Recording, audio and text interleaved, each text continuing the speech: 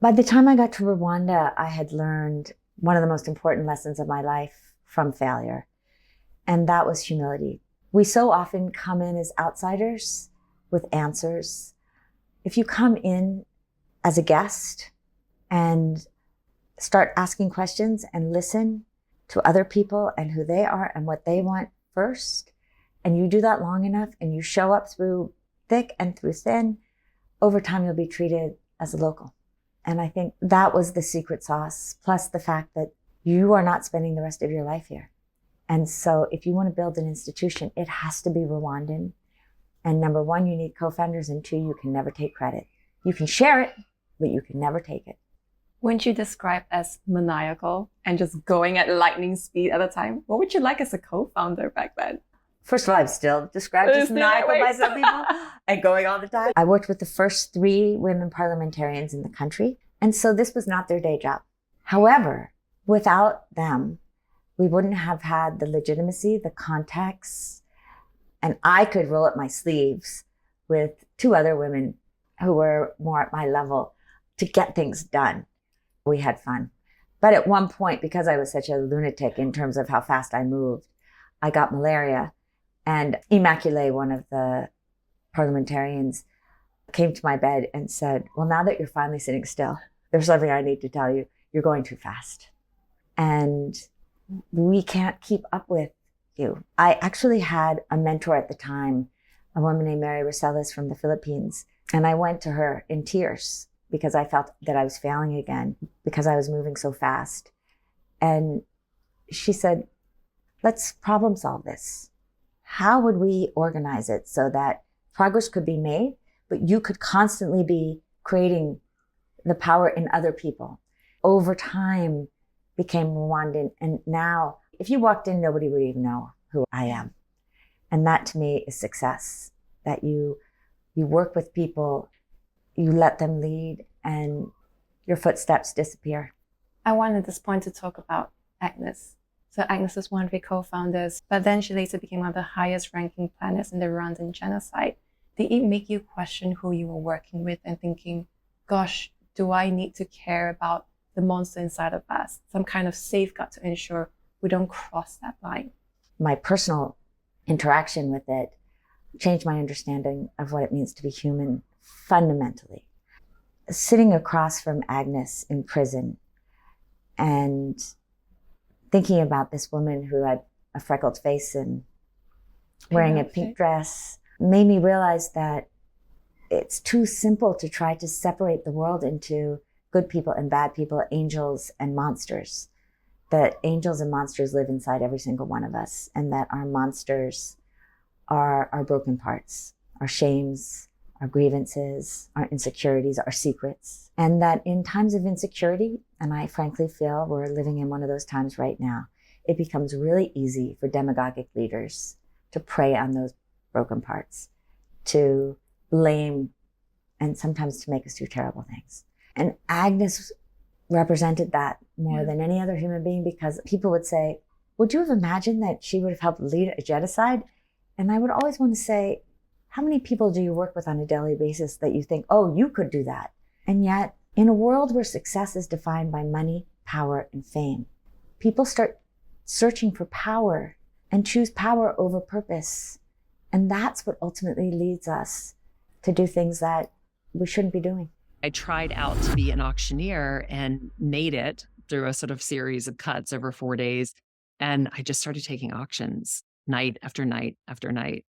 And I laughingly say, I spent a solid 5, 6, 7 years on stage taking, 70, 80, 90, 100 auctions a year. And it was so painful. I wasn't particularly good. And it was just night after night of people talking over me and really having to steel myself against that and go back out on that stage night after night. But ultimately, that practice gave me the foundation, which gave me the confidence to be really good at what I do. And now people say a lot of times to me, do you get nervous when you get on stage? And I really don't. I get really excited for new opportunities to be on stage in front of a new crowd or in a new place. But the fear is gone. I don't fear an audience anymore. And I think that's really what it takes to be a talented auctioneer. That was the thing that struck me the most. You said you'd gone through the very worst. There's nothing that could possibly face you. And 500 thereabouts of your first auctions were mediocre, didn't you ever think maybe this isn't for me and I should move to something else? That would have been the smarter path, perhaps. There's a really interesting thing that happens with charity auctioneering. Every stage is new, every audience is new, every night is new. So let's say I took 5 auctions in a week. Let's say 3 were pretty bad. And then maybe I would have that one where something went right and I felt good about it. I realized that there was an ability to train what I was doing and figure out a better way to do it. I don't think I bomb anymore. I'm past that point because I can always recover because I've bombed so many times that I know how to recover from it now. So all these lessons are important. And I like to tell people when they're pursuing their passion, it's okay that you're going to fail along the way. You just have to throw paint against the wall and keep going because ultimately, if you have enough conviction, you'll reach some measure of success simply because of the act of doing over and over again and refining what you're doing. So we talked about how you helped not only to save money, but also to gain a little profit for Christie's. This was still the time where you saw them as family. And then you talked about how strategic partnerships, but there's a really vital story in between that bridges it, which is basically when you realize that, oh, you were getting far below market rate. And I would love to hear that story because that resonated with me. So I basically had been working at the company for almost a decade at that point. One of the things about working for a company like a Christie's or even at that time, sort of the magazine world was it was always about the glamour, right? And so anytime I sort of said anything about it, my boss at the time, who I adored, would just sort of say to me, like, we shouldn't really be talking about money right now. You're lucky to work here. And I agreed with him because I was like, oh, okay, yeah, of course. Like I'm lucky to work here. Never really thinking about the fact that there were so many other people who were also working there who were lucky to work there, but were also getting paid. And they were pretty much all guys. But basically, I was having brunch with some friends one weekend, and a friend of ours mentioned that she was buying a 1-bedroom apartment in the city. And I was so floored because even 10 years into my career, I mean, I was really still living paycheck to paycheck for the most part. Pretty much my entire salary was going to rent at that point. And I kind of pulled her aside. I was like, how are you doing this? Like, I thought, we were all in the same boat here. And she was like, what are you talking about? And that for me was a real lightning moment because I realized that I had taken no ownership stake in my own career. And that includes asking for raises, but also questioning the amount that I was making. The timing was really interesting too, because there was a new head of HR who I had just trained to be an auctioneer and I'd become good friends with him. And he pulled me aside one day and said to me, Lydia, you are crazily underpaid. Do you realize that? I mean, the level of emotions that passed through me at that moment, I mean, first of all, just embarrassment at the fact that I had just so willingly taken this paycheck and not pushed. But also, I felt really betrayed by my company because I had worked there since I was 21. And I looked around and all I saw were friends and family. I felt like president and the chairman were like my older brother and my uncle. And I felt like my boss was my work husband, but also my best friend. I mean, it just was like so many things. I was like, wait, what? You guys knew that I was getting paid this and you guys kept doing this? Like, I thought you had my back. And that was a really great lesson about corporate and not even about the personnel, but also just about working in an environment. And I said in the book, like, make no mistake about it. You are a number on a P&L. And if you decide, or if they decide one day that you don't work there anymore, they don't care about you or your family. And you don't want that to be true, but that is the truth. And I can tell you that without any hesitation. So you do need to ask for raises and you do need to ask for things for yourself because people will pay you whatever you will show up to do the work for. And the only person who's going to change that is you. And in my opinion, when I found all this stuff out, I started sort of researching and I had gone to Moet and Hennessy to interview for a comms job. And I remember joking with the gentleman who was then at that point the CEO. I said something, I remember he said something about like the woman who was running Moet or Veuve Clicquot as an account. And I said something about like Miss Veuve Clicquot. And I made a joke. And he's like, you can joke about it, but she's making 6 figures many times over. And I really think my jaw became unhinged. I was like, wait, what are you talking about? And that kind of became the motivator I needed to go research more and start asking my friends what they were making so that I actually had an idea of what I should be making. And I was making a third of what I should have been making. And so it basically became part of a conversation where I went into my boss's office. And at the time, I wasn't really expecting to tell him that I had another job offer because I did not, in fact, have another job offer. But there was something that when I started down that road, it was like all that emotion was wrapped up in it and I couldn't stop talking. And so all of a sudden I was like, I have a job I'm leaving in 2 weeks. And what I did know at that time was that there was no one else to run the events department. I had been there at that point for 10 years, and I had 2 women who'd been on my team for less than a year. And all of our top clients, all of the stuff you learn just in auction language, that was all with me at that point. And he knew that, and I knew that. And the next sort of like 10 minutes were basically this dream sequence of everything you have ever wanted anyone to say. Like, you're valued. What is it going to take to make you stay? And I'm sitting there thinking, like, I would stay for nothing. But honestly, the fact that you're saying this right now to me also makes me so angry because you never offered this to me. And so I just told him, I was leaving and this is what I wanted. And because I had seen what was going on with the events department, because strategic partnerships was something I saw as a potential for the company, I pitched it at that moment. And he was totally on board. And by that afternoon, had everything signed, sealed, and delivered except the title, which of course is the funny part because that's the only thing that you can just give. He was like, well, we can't give you an international title until you sign a deal. I was like, listen, there's no step 2 because without step 1, I don't stay. And he literally was like, oh. And then by that afternoon, I had everything I wanted to stay. And the other funny thing that I have thought about many times since is just my happiness as an employee being compensated in the way that I should have been compensated. I increased my salary 3 times over in that conversation. And so my roommate was moving out of our, split 1-bedroom apartment, and I took over the whole apartment by myself. It was just like all of these things that I didn't even know were possible were suddenly possible because I'd asked that question and held firm on my belief that I was worth it. And that's not to say it happens every time. There were certainly many times I've asked for things that I didn't get, but it taught me to ask and not to be scared of the word no, because you're the only person who can ask that question. And again, going back to what I always say about creating the life you want, it's expensive to create the life you want. So make sure you can fund the life you want. I've noticed that you would basically be at NASA, then Boeing, then Hyperloop, very, very different. But it seemed as though you just don't hesitate the moment you realize that this doesn't align with certain value in my life.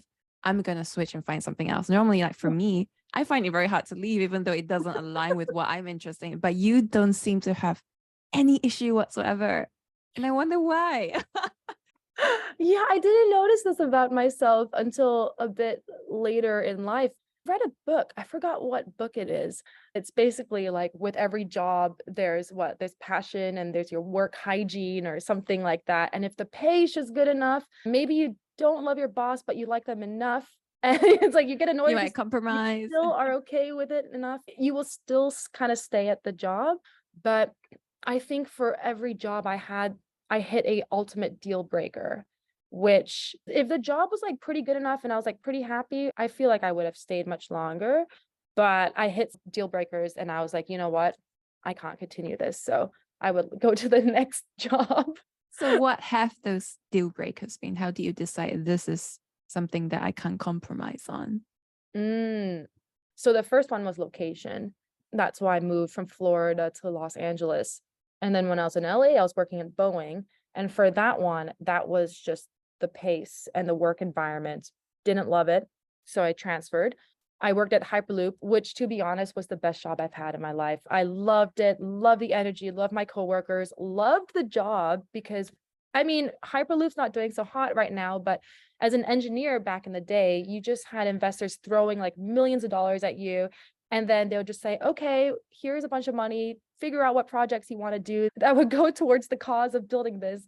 And as a young engineer, it was so much fun. But for that one, that's when I figured out I actually didn't want to be an engineer anymore because I was sitting at the computer all day. I was doing really cool projects, but I felt like something was missing and I didn't know what it was, but it was actually being involved in a community, feeling like I'm interacting with people every day.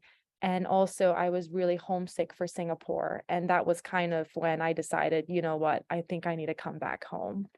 Was it hard for you to decide I need to leave all this behind? Because the opportunities, the kind of groundbreaking things that you would see in your field is happening in the US. That's where, as you said, the investors are pumping hundreds of millions.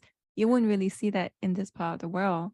Yeah, it's true. No, it's really true. I knew if I moved back to Singapore, I would probably not do engineering anymore. And that was exactly what happened.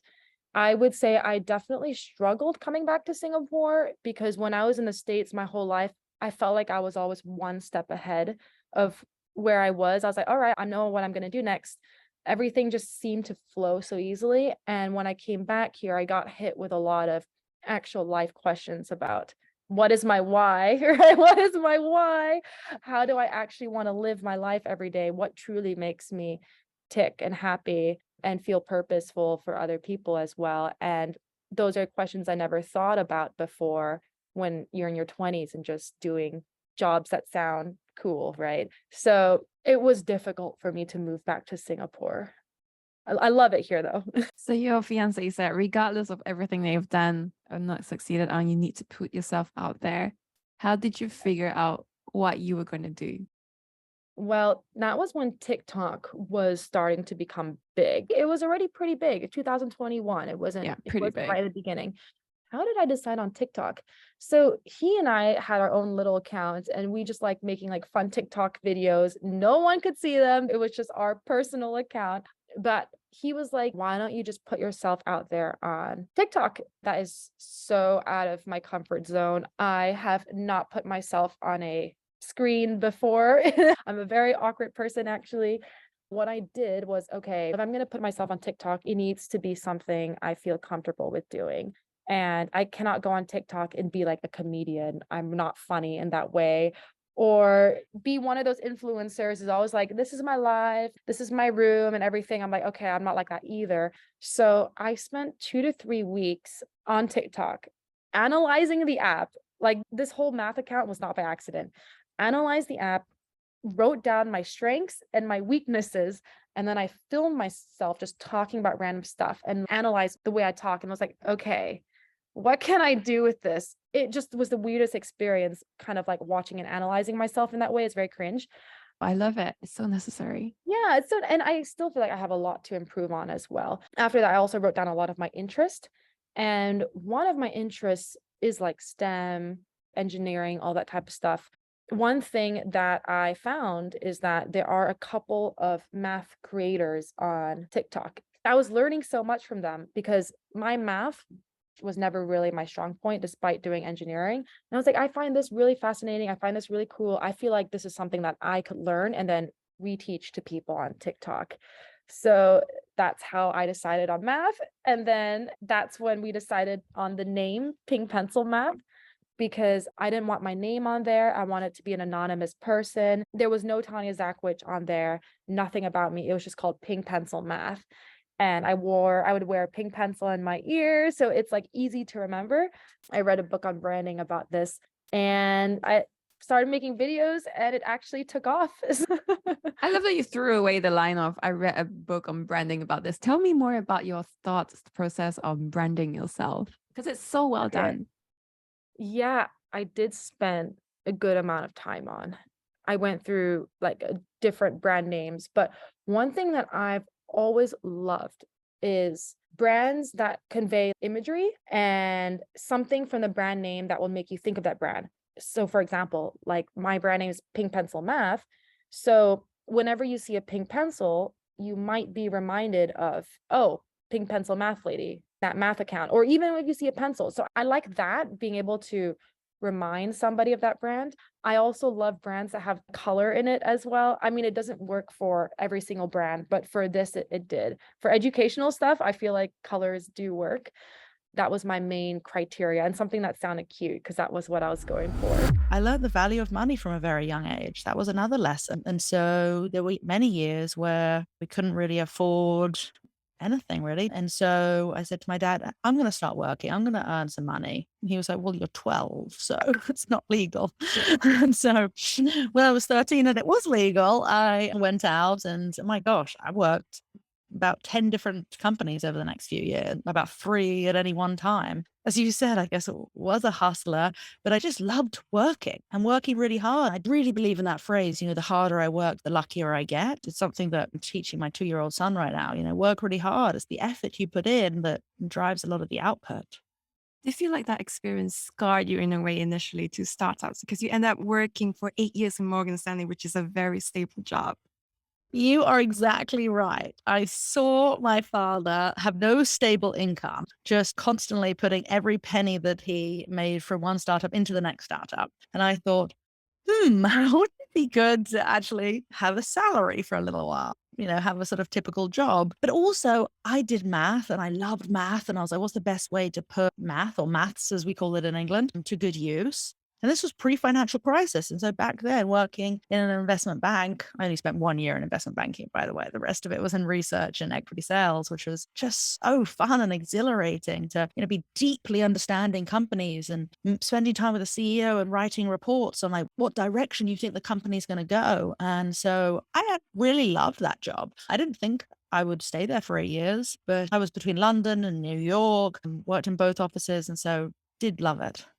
But the lure of startups was too strong because you ended up angel investing while Morgan Stanley. How did you first start doing that? Yeah, it's interesting because there was a man who I met through Morgan Stanley and he was angel investing, and he sort of taught me about angel investing.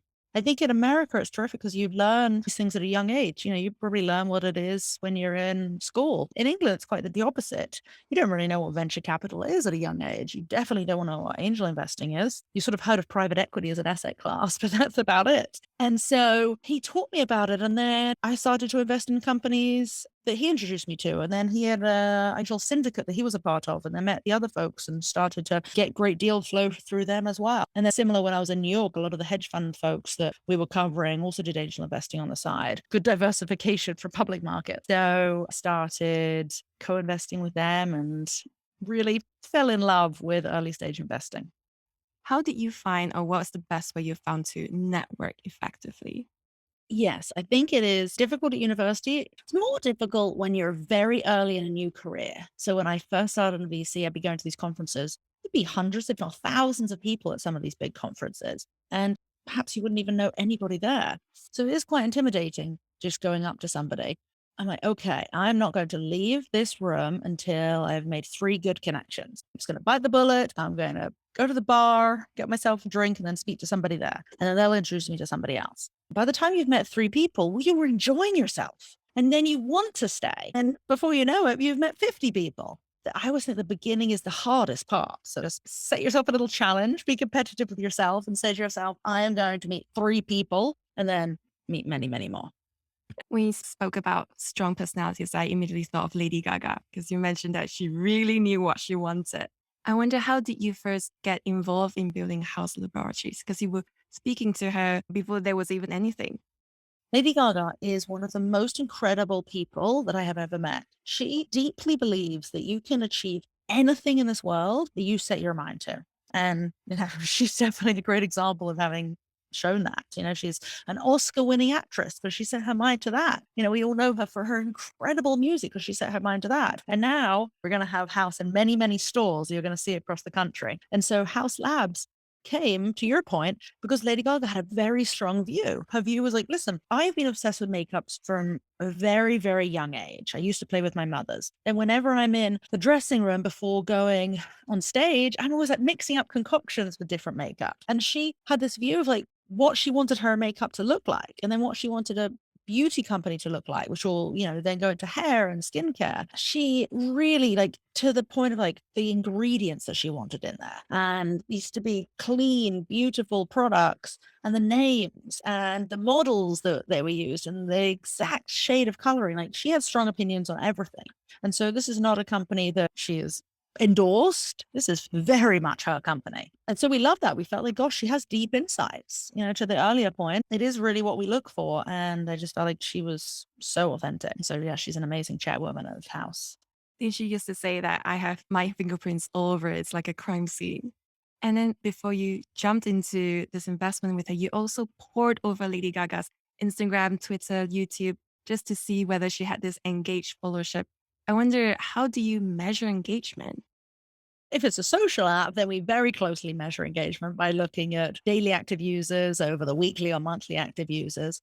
But for something like this, you're right. It is much harder to measure engagement. And so we were trying to measure whether Lady Gaga's fans were engaged. And yes, we can see that through her social followings. But are they engaged around beauty? Are they engaged around color cosmetics? I went away on vacation for a week. And on this week, I basically just read through every single comment that I could possibly find about Gaga online. And so it basically took every hour for about a week. And I was reading through and I wanted to see what were people commenting on? Like, were people commenting about her makeup? Were people commenting about her look?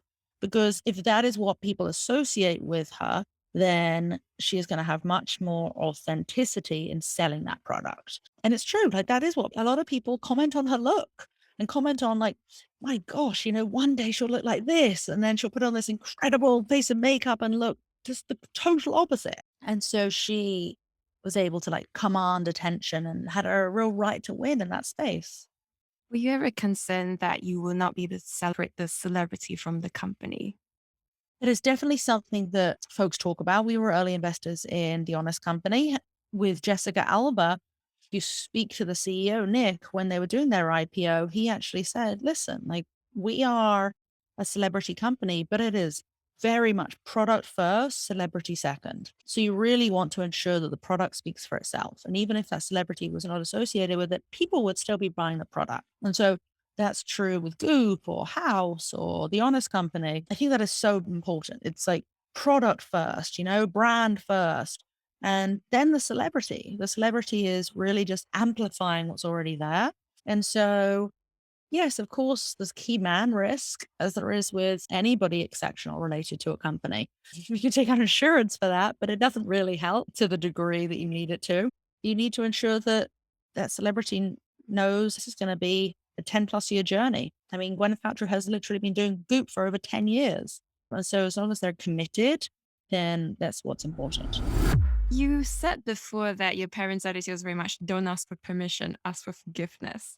How does Yeah. that translate to life? Yeah, I guess I grew up with that kind of mentality, just watching how my parents act and the stories that they tell me when they were younger and they were master's students in Australia. They would go to the World Expo and just like do portrait drawings for people. And in a day, they would make like $1,000, which is crazy in the like 1980s, right? That's like a whole person's salary in a month. But they were still very frugal and would still like walk every day instead of taking the bus, let alone like a taxi. They decided to do the same thing when they went to, there was a World Expo in Spain.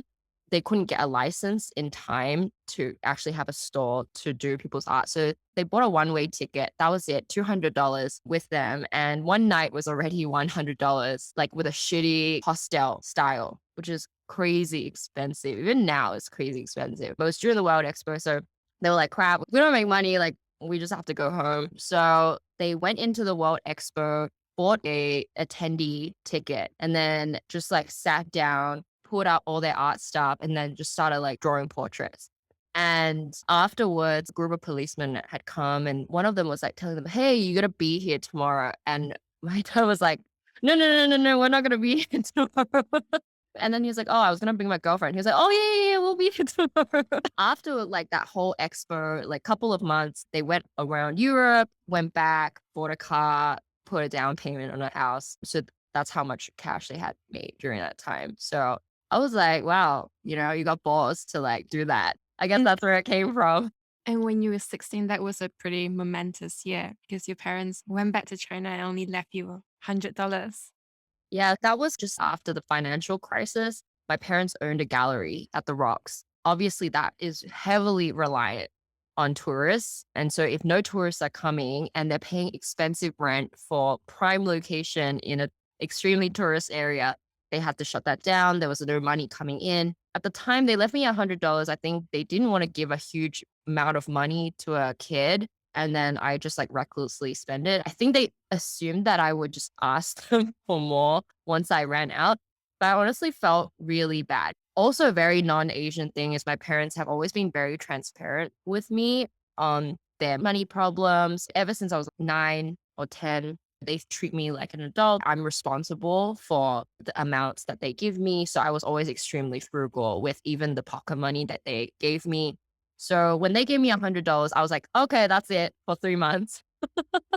And I think my parents were just like so busy at the time. I mean, I'm not that young when I'm 16, they just were like, you can take care of yourself. So I tried to use that $100 as frugally as possible, maybe last like a week and a half. And then I started using my red pocket money. And I was like, you know what? I'll just look for a job. It's not a big deal. People after 13 and a half years old start working at McDonald's and KFC and fast food. I can do that. Just go work after school. So I started applying for all these jobs, and for some reason, I just couldn't get a single one. Not even a fancy job or anything. Everyone would get accepted except me. Yeah, but that was a good thing for you because Yeah, that was great. Well, thank God, because otherwise, if I'd gotten that job, probably entrepreneurship wouldn't exist. I think that you're much more creative when you're facing some sort of blocker. You work around it or you go a different direction. I was like super obsessed at the time. I was really into hip hop. My friends got me into it, and I really wanted these Adidas Jeremy Scott wing shoes. They cost $300 in Australia, kind of like the Yeezys of the day. And all the high school students were super into it. Australia wasn't that much hit by the financial crisis. It was just 1/4 of recession. So our currency was doing quite well in comparison to everything else, especially to the US dollar. I used to do ballet, and I met this girl a year or two before, and her parents had owned an Adidas outlet in the US. And I was asking her, hey, for these type of shoes, especially they're out of season, how much can you sell it to me for? And she was like, oh, these shoes are out of season, so these are $50. And I was like, whoa, from 300? That's crazy. When you convert it into Australian dollars, it was like 40 something dollars. Because Australia's middle of nowhere, shipping's also going to be $40. And I was like, wow, shipping itself is the price of the shoes. But she was like, if you can get a bulk purchase of 20, then we can do a flat fee. And I was like, great, I'm going to ask all my friends if they want to bulk buy it with me. And so I told my friends, hey, these are $40. Do you want to get it with me? And if we can get 20 people, like we can basically have like shipping for free. When you're 16, you don't really understand the concept of shopping online, or like you don't really understand the concept of wholesale and also currency exchange and out of season. And, Australia is always a season behind all of those different factors. They were just like, what? How can there be such a big price difference? Like if you go to an outlet now, you'll see Calvin Klein costs $60 for a pair of underwear in Australia. And you will see them in the US for a pack of 3 for like 12. you should definitely go to the States to purchase. Oh, yeah. I was like, wow, we live in an expensive country. Jeez. I was like, wow, that's really interesting. Like the only problem that my friends have is that it's too cheap. So I went to another group of friends. These are all dudes from private schools. And I was like, hey, I have these shoes for $80. Do you want to get them? My justification was that, oh, well, if I don't get 20, like at least it covers my shipping. And actually one of my friends said to me, I can get an order of 20 for you, but what do I get out of this? And I thought it was just a really interesting change of mentality, because I went to an all-girls school and everyone was like, if you charge more than what it costs, you're like taking advantage of your friend. But these guys came from very privileged families, or like parents of business people. So they had that mentality of like, this is a win-win, where if I can make money and you can get it for less, why not? I thought that was really interesting, like the difference in mentality that I saw. And I was like, okay, I dig this. So I told them, I'll charge $80. And if you get an order of 20 by the end of next week, then you can charge whatever you want, as long as it's more than 80. If you want to charge $250, make $170 per pair of shoes, go ahead. And you should just see like these guys, the eyes just like light up. Like minimum viable product was completely free, just one Excel sheet, one Word document with the different colors of the shoes, and one Facebook page, which, as you know, I called it Crystal Stigili. I don't even know how to say it. I was like, what name should I call this? And my 2 best friends at the time were called Crystal, Joy, and Lily. So I was like Crystal Jelly, and converted into French. Naming things is not a talent of mine. Yeah, it worked out though. It sounds like it scaled very, very quickly from there. So it sounds like it was word of mouth. It's crazy like how people overcomplicate how they can make money. But honestly, I was just like trying to do what made sense to me. So I was like, great, this guy I can clearly see he's incentivized to promote to 20 people. And in order to collect the money first, I said, if your friend decides to order, they have to give me a $40 bond.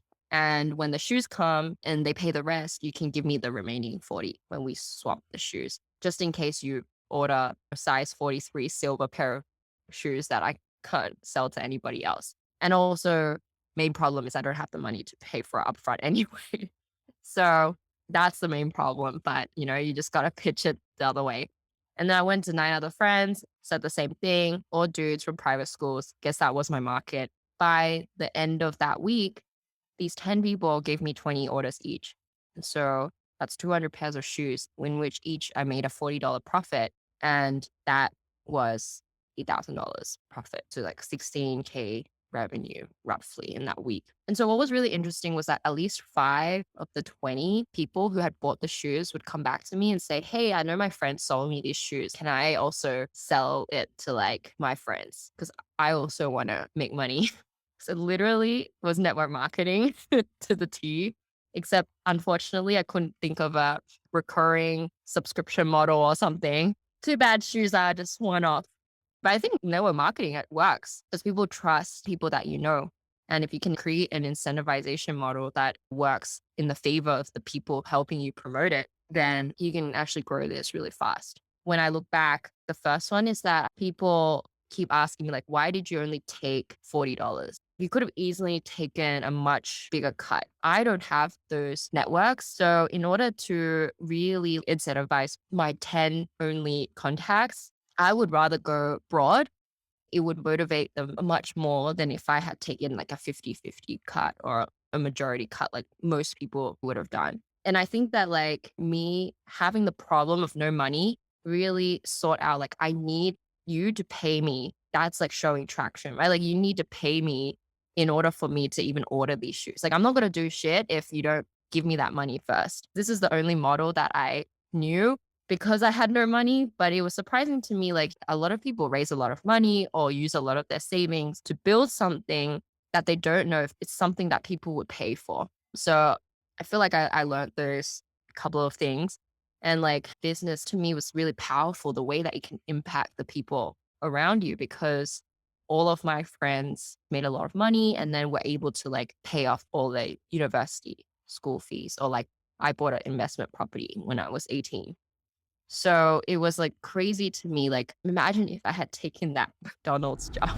But back to your question about working lots of different jobs, eventually getting gigs on Craigslist. I've always just been a little worker bee. When I first moved to New York to go to college, I was like, I'm going to get a part-time job. I did odd jobs that were not design at all. After freshman year, I realized, hey, I moved across the country to pursue advertising and to work in the creative field. So I quit those jobs and I was like, I'm going to just make money. I'm going to try to just make money from creative things, which is why I headed to Craigslist, because the school had posted internships and Craigslist back in 2010 was the only place I really knew to look. And I don't even know if people are looking to it now, but again, with my grandma's like, do what you can with what you have. Craigslist was what I knew. And I went and looked in the creative gigs section and started sending my portfolio to anybody who had a remotely creative gig. And I did logos for $50 and I drew portraits of people and I made baby shower presents and anything I could get my hands on. And as soon as I started doing that, I got a rush. I really do think that was the foundation for building my confidence. I can do anything that I want. I just have to do it in baby steps and figure out little ways to build trust and let people know that I'm offering these services. Didn't you start this project when you were 22, which is called Daily Dishonesty? How did that come about?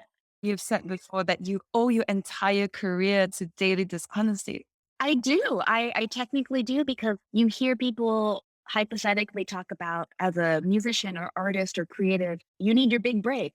And that was my big break. It came sooner than I was prepared for it. To backtrack a little bit, as I'm looking for gigs on Craigslist in college, I started a Tumblr blog where I was hand lettering little white lies that my girlfriends and I would tell ourselves. We were 21 at the time, and it would be little things that my roommates and I would say, like, I'll do the dishes tomorrow. Or you'd be like, hey, we're going out. Like, are you ready? And you'd be like, I'm almost ready. But you actually haven't even started getting ready. Or I'll be there in 5 minutes. I think it's a combination of all the things we've been talking about, where I was taking bits of my daily life, like the assignments that teachers gave.